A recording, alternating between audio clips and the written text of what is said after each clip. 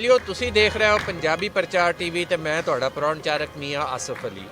ਉੱਦਾਂ ਤੇ ਤੁਹਾਨੂੰ ਪਤਾ ਹੀ ਆ, ਰੋਜ਼ ਬਰ ਰੋਜ਼ ਤੁਹਾਨੂੰ ਵੰਨ-ਸਵੰਨੇ ਲੋਕਾਂ ਨਾਲ ਮਿਲਵਾਈਦਾ, ਹਰ ਥਾਂ ਤੇ ਵੀ ਲੈ ਕੇ ਜਾਈਦਾ, ਵੰਨ-ਸਵੰਨੀਆਂ ਥਾਵਾਂ ਵੀ ਦਿਖਾਈਦੀਆਂ।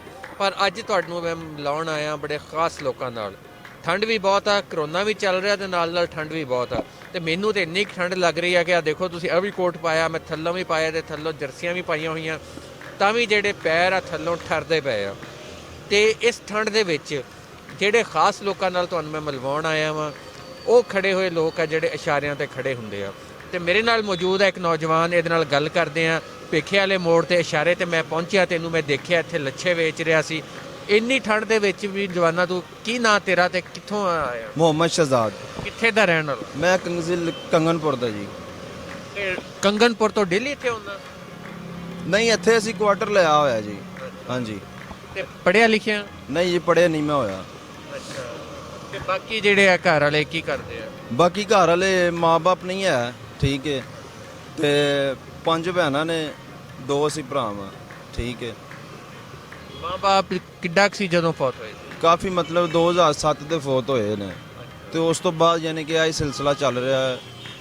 ਉਦੋਂ ਕਿੱਡਾ ਕੁ ਸੀਗਾ ਜਦੋਂ ਮਾਂ-ਬਾਪ ਫੌਤ ਹੋਏ? ਤਕਰੀਬਨ 14-15 ਸਾਲ ਦਾ ਸਾਂ ਮੈਂ। ਤੇ ਉਦੋਂ ਪੜ੍ਹਦਾ ਸੀ? ਨਹੀਂ ਜੀ, ਮਤਲਬ ਹੈ ਕਿ ਦੇਖੋ ਨਾ, ਗੱਲ ਫਿਰ ਉੱਥੇ ਹੀ ਆ ਜਾਂਦੀ, ਜਿਹੜੀ ਗੁਰਬਤ ਹੁੰਦੀ ਬੜੀ ਬੁਰੀ ਚੀਜ਼ ਹੁੰਦੀ ਹੈ, ਠੀਕ ਹੈ। ਤੇ ਵੱਡਾ ਲੋਕ ਉੱਤੇ ਤੇ ਉੱਤੇ ਜਾਈ ਜਾ ਰਿਹਾ, ਗਰੀਬ ਥੱਲੇ ਤੇ ਥੱਲੇ ਆਈ ਜਾ ਰਿਹਾ। 5 ਭੈਣਾਂ ਵਾਂ ਤੇ 2 ਜਣੇ ਹੋ ਤੁਸੀਂ, ਤੇ ਕਿੱਦਾਂ ਗੁਜ਼ਾਰਾ ਹੁੰਦਾ ਖਾਲੀ ਲੱਛੇ ਵੇ? ਹੁਣ ਮਤਲਬ ਹੈ ਕਿ ਅਸੀਂ 500-600 ਮੈਂ ਕਮਾਨਾ ਵਾਂ, ਠੀਕ ਹੈ। ਕਿਰਾਇਆ ਵੀ ਹੈ, ਮਤਲਬ ਹੈ ਕਿ ਬੜੇ ਅਖਰਾਜਾਤ ਹੈਗੇ ਨੇ, ਲੇਕਿਨ ਗੁਜ਼ਾਰਾ ਨਹੀਂ ਹੁੰਦਾ। ਅੱਛਾ, ਇਹ ਰੋਜ਼ ਜਿੰਨੇ ਲੱਛੇ ਬਣਾਉਂਦੇ ਹੋ ਵਿਕ ਜਾਂਦੇ ਸਾਰੇ? ਇਹ ਮਤਲਬ ਹੈ ਕਿ ਕੁਛ ਕਿਹਾ ਨਹੀਂ ਜਾਂਦਾ, ਹਵਾਈ ਰੋਜ਼ੀ ਹੈ।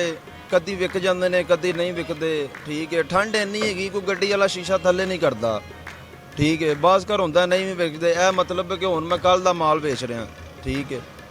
ਤੇ ਠੰਡ ਇੰਨੀ ਹੈ, ਕੋਈ ਪਤਾ ਨਹੀਂ, ਮਤਲਬ ਹੈ ਕਿ ਕੰਮ ਦੇ ਇਹ ਹਾਲਾਤ ਹੈਗੇ ਨੇ ਜੀ। ਇਹ ਕਿ ਆਪ ਬਣਾਉਂਦੇ ਹੋ ਲੱਛੇ? ਨਹੀਂ, ਕਿਤੋਂ ਲੈਣੇ ਆ। ਹਾਂਜੀ।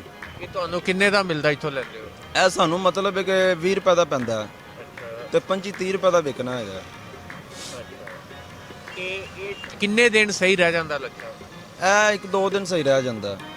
ਜੇ ਖੁਦਾ ਨਾ ਖਾਸਤਾ 2 ਦਿਨ ਚ ਨਾ ਵਿਕਣ ਫਿਰ? ਉਹ ਮਤਲਬ ਹੈ ਕਿ ਸਾਨੂੰ ਪੈਸੇ ਪੈ ਗਏ। ਤੇ ਆਪ ਕਿਉਂ ਨਹੀਂ ਬਣਾਉਂਦੇ ਤੁਸੀਂ ਇਹ ਲੱਛੇ? ਦੇਖੋ ਜੀ, ਹੁਣ 30-40-50 ਹਜ਼ਾਰ ਕਿੱਥੋਂ ਬੰਦਾ, ਮਤਲਬ ਹੈ ਕਿ ਕਿਹੜਾ ਜਿਹਨੇ 600-700 ਕਮਾਣਾ, ਉਹ ਘਰ ਦਾ ਖਰਚਾ ਚਲਾਏਗਾ ਜਾਂ 50 ਹਜ਼ਾਰ ਇਕੱਠਾ ਕਰਕੇ ਮਸ਼ੀਨ ਲਿਆਏਗਾ। ਅੱਛਾ, ਜਿਹੜੀ ਮਸ਼ੀਨ ਆ ਲੱਛੇ ਬਣਾਉਣ ਦੀ, ਉਹ ਕਿੰਨੇ ਦੀ ਮਿਲਦੀ ਹੈ? 50,000 ਰੁਪਏ ਦੀ। ਹਾਂਜੀ। ਅੱਛਾ, ਜੇ ਮਸ਼ੀਨ ਤੁਸੀਂ ਆਪ ਲੈ ਲਓ ਤੇ ਫਿਰ ਤੁਹਾਨੂੰ ਇਹ ਲੱਛਾ ਜਿਹੜਾ ਕਿੰਨੇ ਦਾ ਪਏਗਾ? ਮਤਲਬ ਹੈ ਕਿ ਫਿਰ ਉਹੀ 10 ਰੁਪਏ ਦਾ ਪੈ ਜਾਏਗਾ, ਠੀਕ ਹੈ। ਯਾਨੀ ਜੇ ਮਸ਼ੀਨ ਤੁਹਾਡੀ ਆਪਣੀ ਹੋਵੇ ਤੇ ਇਹੀ ਲੱਛਾ ਜਿਹੜਾ ਤੁਸੀਂ 20 ਰੁਪਏ ਦਾ ਲੈ ਕੇ 25 ਦਾ ਵੇਚ ਰਹੇ ਹੋ, ਫਿਰ ਤੁਹਾਨੂੰ 10 ਦਾ ਪਏਗਾ ਤੇ ਤੁਸੀਂ 15 ਰੁਪਏ ਫੀ ਲੱਛਾ। ਜੀ ਬਿਲਕੁਲ। ਇਹਦਾ ਮਤਲਬ ਹੈ ਕਿ ਕੋਈ 30 ਵੀ ਦੇ ਜਾਂਦਾ, ਕੋਈ 25 ਰੁਪਏ ਵੀ ਦੇ ਜਾਂਦਾ, ਠੀਕ ਹੈ। ਮਤਲਬ ਹੈ ਕਿ ਇਸ ਤਰ੍ਹਾਂ ਹੀ ਹੈ, ਲੱਗੀ ਫੱਬੀ। ਕਹਿੰਦੀ ਤੁਹਾਨੂੰ ਹੁਣ ਜਿਹੜਾ ਤੁਸੀਂ 500 ਕਮਾ ਰਹੇ ਹੋ ਸਿਰਫ ਇਸ ਵਜ੍ਹਾ ਤੋਂ ਕਿ ਤੁਹਾਡੀ ਮਸ਼ੀਨ ਆਪਣੀ ਨਹੀਂ। ਜੇ ਤੁਹਾਡੀ ਮਸ਼ੀਨ ਆਪਣੀ ਹੋ ਜਾਵੇ ਤਾਂ ਤੁਸੀਂ 1000 ਤੋਂ 1200 ਵੀ ਕਮਾ ਸਕਦੇ। ਬਿਲਕੁਲ ਬਿਲਕੁਲ ਬਿਲਕੁਲ ਇਸ ਤਰ੍ਹਾਂ ਹੀ ਹੈ। ਅੱਛਾ, ਜੇ ਕੋਈ ਤੁਹਾਨੂੰ ਮਸ਼ੀਨ ਲੈ ਦੇਵੇ ਤੇ ਕੀ ਖਿਆਲ ਆ? ਉਹਨਾਂ ਦੀ ਨਵਾਜ਼ਿਸ਼ ਹੋਈ ਸੀਗੀ, ਉਹਨਾਂ ਦੀ ਬੜੀ ਨੇਕੀ ਹੋਏਗੀ ਜੇ ਲੈ ਦੇਣਗੇ ਤੇ ਬਾਕੀ ਆਪਣੇ ਵੀ 600-700 ਕਮਾਨੇ ਆ, ਆਪਣਾ ਵੀ ਖਰਚਾ ਪਾਣੀ ਕੱਢਣਾ ਹੁੰਦਾ, ਘਰ ਦੇ ਵੀ ਮਤਲਬ ਹੈ ਕਿ ਦਿਨੇ ਦੁਨੇ ਹੁੰਦੇ ਨੇ। ਅੱਛਾ, ਤੁਸੀਂ ਇੱਥੇ ਹੀ ਖੜੇ ਹੁੰਦੇ ਹੋ? ਜੇ ਕੋਈ ਤੁਹਾਨੂੰ ਮਿਲਣ ਲਈ ਆਵੇ ਤੇ ਕਿੱਥੇ ਮਿਲੇ ਹੋ? ਅਸੀਂ ਇੱਥੇ ਹੀ ਹੁੰਨੇ ਆ, ਮਤਲਬ ਹੈ ਕਿ ਮੁਹੰਮਦ ਸ਼ਹਜ਼ਾਦ ਦੇ ਨਾਮ ਮੇਰਾ, ਠੀਕ ਹੈ। ਮੈਂ ਇੱਥੇ ਹੀ ਖੜਾ ਹੁੰਨਾ 12 ਮਹੀਨੇ 30 ਦਿਨ। ਇਹ ਜਦੋਂ ਸੀਜ਼ਨ ਆਊਟ ਹੋ ਜਾਂਦਾ ਸਾਡਾ, ਉਦੋਂ ਮਤਲਬ ਕਿ ਖਿਲੌਣੇ ਸ਼ਿਲੌਣੇ ਵੇਚ ਕੇ ਗੁਜ਼ਾਰਾ ਵਗੈਰਾ ਕਰਨੇ ਆ। ਜਦੋਂ ਇਹਨਾਂ ਦਾ ਸੀਜ਼ਨ ਆ ਜਾਂਦਾ ਫਿਰ ਲਾਈਦੇ ਆ। ਇਸ ਤਰ੍ਹਾਂ ਸਿਲਸਿਲਾ ਭਾਵੇਂ ਚੱਲਦਾ ਪਿਆ। ਤੇ ਮਤਲਬ ਕਿ ਉਹ ਜਿਹੜਾ ਕਹੋ ਨਾ ਕਿ ਧਾੜ ਮਾੜ, ਉਹ ਕੋਈ ਚੱਕਰ ਨਹੀਂ ਹੈਗਾ। 600-700 ਕਮਾਈ ਦਾ ਉਹਦੇ ਨਾਲ ਬੜੇ ਮੁਸ਼ਕਿਲ ਗੁਜ਼ਾਰਾ ਹੁੰਦਾ ਹੈ। ਅੱਜ ਦੇ ਦੌਰ 'ਚ ਮਹਿੰਗਾਈ ਬਹੁਤ ਜ਼ਿਆਦਾ ਹੋਈ ਪਈ ਹੈ। ਤੇ ਕਦੇ ਕੋਈ ਬੰਦਾ ਤੁਹਾਨੂੰ ਕੋਈ ਹੈਲਪ ਵੀ ਕਰਕੇ ਗਿਆ? ਕਦੀ ਕਿਸੇ ਨੂੰ ਹੋਇਆ ਹੋਵੇ ਅਹਿਸਾਸ ਕਿ ਇੰਨੀ ਠੰਡ 'ਚ ਬੰਦਾ ਖੜਾ ਵਾ ਤੇ ਕੋਈ ਪ੍ਰਾਪਤ ਕਰ ਗਿਆ ਹੋਵੇ? ਭਾਈ ਇਹ ਅਸੀਂ ਨਾ, ਇਹ ਇੱਕ ਦਫਾ ਮਤਲਬ ਹੈ ਕਿ ਇੱਕ ਆਰਡਰ ਹੈਗਾ ਸੀ, ਇੱਕ ਜਗ੍ਹਾ ਤੇ ਮੈਂ ਆਰਡਰ ਲਾਉਣ ਗਿਆ ਸਾਂ ਇੱਧਰ, ਠੀਕ ਹੈ। ਉਹਦੇ ਆਰਡਰ ਤੇ ਮੈਂ ਮਤਲਬ ਹੈ ਕਿ ਇੱਕ ਗਰਮੀ ਦਾ ਮੌਸਮ ਹੈਗਾ ਸੀ, ਉਹਦੇ ਆਰਡਰ ਤੇ ਮੈਂ ਇੱਕ ਫੰਕਸ਼ਨ ਲਗਾਇਆ ਸੀ, ਲੱਛੇ ਦੇਣ ਗਿਆ ਸਾਂ।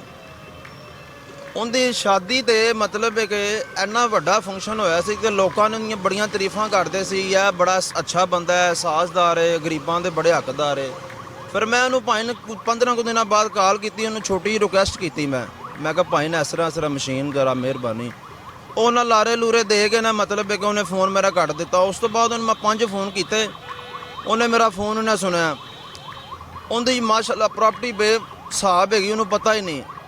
ਤੇ ਹੁਣ ਤੁਸੀਂ ਇੱਥੋਂ ਹੀ ਹਿਸਾਬ ਲਗਾ ਲਓ ਕਿ ਗੱਲ ਫਿਰ ਉਹੀ ਆ ਜਾਂਦੀ। ਸੋਚ 10 ਬੰਦੇ ਹੈਗੇ ਨੇ ਜਿਨ੍ਹਾਂ ਦੇ ਦਿਲ 'ਚ ਅਹਿਸਾਸ ਹੈਗਾ, ਉਹਦੀ ਪਤਾ ਹੀ ਕਿਉਂ ਨਹੀਂ ਉਹਦੀ ਪ੍ਰਾਪਰਟੀ ਕਿੱਥੇ ਕਿੱਥੇ। ਤੇ ਇਹ ਗੱਲ ਹੈਗੀ ਭਾਈ ਨੇ ਫਿਰ ਮਤਲਬ ਹੈ ਕਿ ਕੋਈ ਗੱਲ ਇੱਥੋਂ ਹੁਣ ਸਾਨੂੰ 10 ਸਾਲ ਹੋ ਗਏ ਨੇ। ਆਖਰ ਜਿਹੜਾ ਰੈਗੂਲਰ ਬੰਦਾ ਲੱਗਦਾ ਉਹਨੂੰ ਪਤਾ ਨਹੀਂ ਹੋਏਗਾ ਕਿ ਯਾਰ ਇਹ ਵਿਚਾਰਾ ਇੱਥੇ ਧੱਕੇ ਖਾ ਰਿਹਾ, ਆਖਰ ਕੋਈ ਮਜਬੂਰੀ ਹੋਣੀ, ਕੋਈ ਗੱਲਬਾਤ ਹੋਣੀ ਆ। ਆ ਦੇਖੋ ਨਾ ਸਾਡੀ ਐਡਰੈਸ ਨੂੰ ਦੇਖ ਲਓ, ਹੁੰਦਾ ਨਾ ਪਾਟੇ ਪੁਰਾਣੇ ਕੱਪੜੇ ਪਾਉਂਦੇ ਆ, ਕੋਈ ਸਾਨੂੰ ਖਰਾਬ ਦੇ ਜਾਂ ਨਹੀਂ, ਸਾਨੂੰ ਕੋਈ 100 ਰੁਪਏ ਵੀ ਦੇ ਜਾਂਦਾ ਨਾ, ਇਹ ਰੱਖ ਲਓ। ਅਸੀਂ ਕਿਹਾ ਨਹੀਂ ਜੀ ਇਹ ਲੱਛੇ ਲੈਣੇ ਜੇ ਤੇ ਲੈ ਲਓ, ਨਹੀਂ ਤਾਂ ਅਸੀਂ 100 ਰੁਪਇਆ ਨਹੀਂ ਲੈਣਾ। ਅਲਹਮਦੁਲਿਲਾ ਸਾਡੇ ਹੱਥ ਪੈਰ ਸਲਾਮਤ ਨੇ। ਅਸੀਂ ਇਹ ਮਜ਼ਦੂਰ ਬੰਦੇ ਨੂੰ ਲੱਗਦਾ ਹੈ, ਜਿਹੜਾ ਕਿਸੇ ਦੇ ਖਰਾਬ ਹੋਵੇ ਮਜ਼ਦੂਰ ਬੰਦੇ ਨੂੰ ਲੱਗਦਾ, ਜਿੰਦੇ ਹੱਥ ਪੈਰ ਸਲਾਮਤ ਹੋਣ ਉਹਨੂੰ ਨਹੀਂ ਲੱਗਦਾ। ਠੀਕ ਹੈ, ਅਸੀਂ ਮਿਹਨਤ ਕਰਨੇ ਅਲਹਮਦੁਲਿਲਾ 10 ਸਾਲ ਤੋਂ ਇੱਥੇ ਕਰਨੇ ਪਏ ਆ। ਠੀਕ ਹੈ, ਤਾਂ ਜਿਸ ਤਰ੍ਹਾਂ ਤੁਹਾਨੂੰ ਦੱਸਿਆ ਸਿਲਸਿਲਾ ਚੱਲਦਾ ਪਿਆ, ਇਸ ਤਰ੍ਹਾਂ ਹੀ ਚਲਾ ਰਹੇ ਹਾਂ।